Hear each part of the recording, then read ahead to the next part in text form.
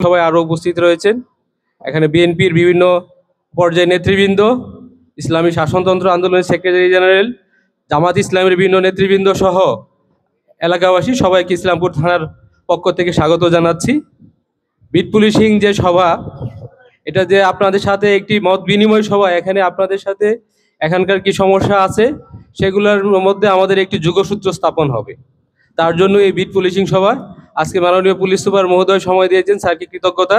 আরও যারা অনেক কষ্ট করে সময় ব্যয় করেছেন তাদের প্রতি কৃতজ্ঞতা জানাচ্ছি। আপনাদের জন্য ওপেন ফ্লোর দেওয়া হবে স্যারের বক্তৃতার আগে। আপনারা যার যার যে সমস্যা আছে আপনারা হাত তুলবেন, সেখানে মাইক্রোফোন চলে যাবে।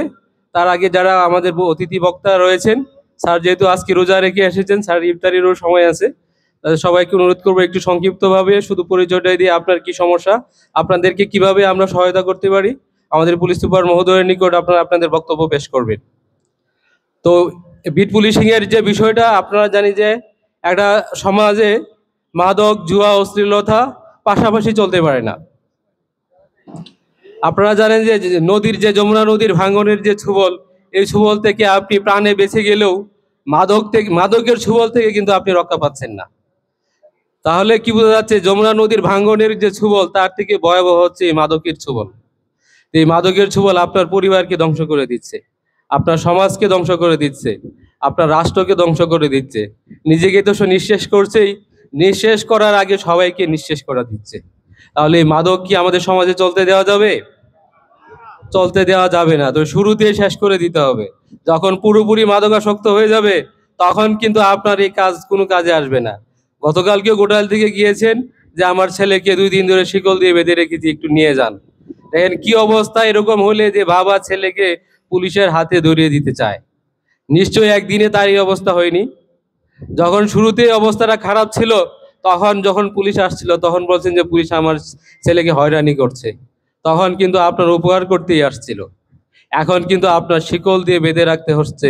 পুলিশকে খবর দিচ্ছেন, পুলিশ আসতেছে না, শিকল দিয়ে বেঁধে রাখছেন, আহত হয়েছে, পুলিশও ভয় পাচ্ছে যে এই অবস্থায় যে পুলিশ নিয়ে যে হাসপাতালে চিকিৎসা দিবে, তার যে অবস্থা খারাপ হয় তাহলে এটা দায়ভার কে নিবে?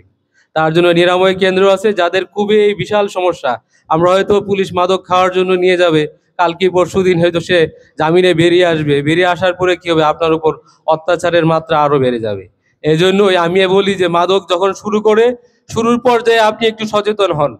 আপনার ছেলে মেয়ে কোথায় যাচ্ছে, কার সাথে মিশছে, একটু খোঁজখবর নিন। তাহলে দেখবেন যে শুরুতেই যদি একটু অবহেলা করেন তাহলে এটা কিন্তু বড় আকার ধারণ হয়ে যায়।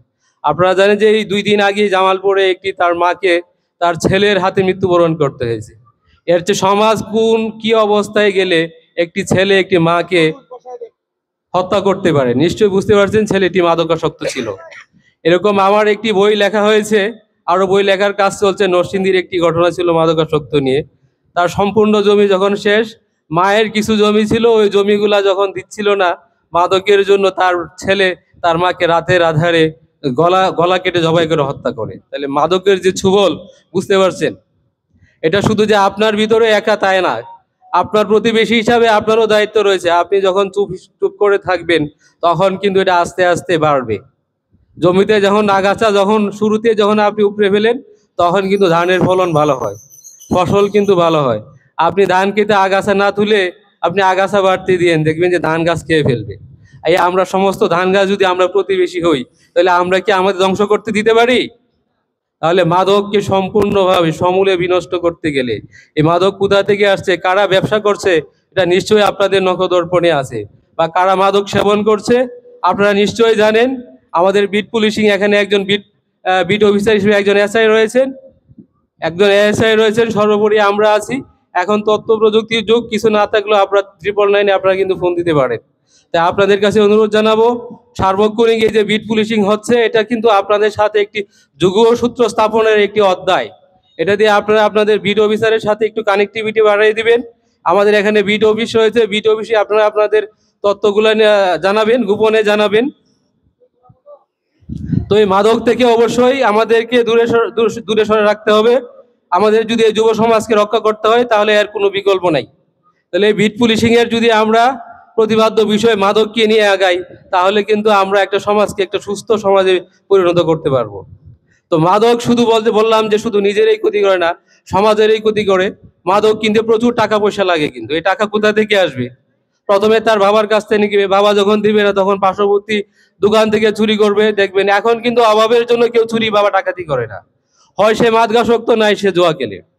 তাহলে আমরা আমাদের যদি সমূলে জুয়া এবং মাদক ধ্বংস করতে পারি, তাহলে এই যে চুরি ডাকাতি অটোমেটিক বন্ধ হয়ে যাবে।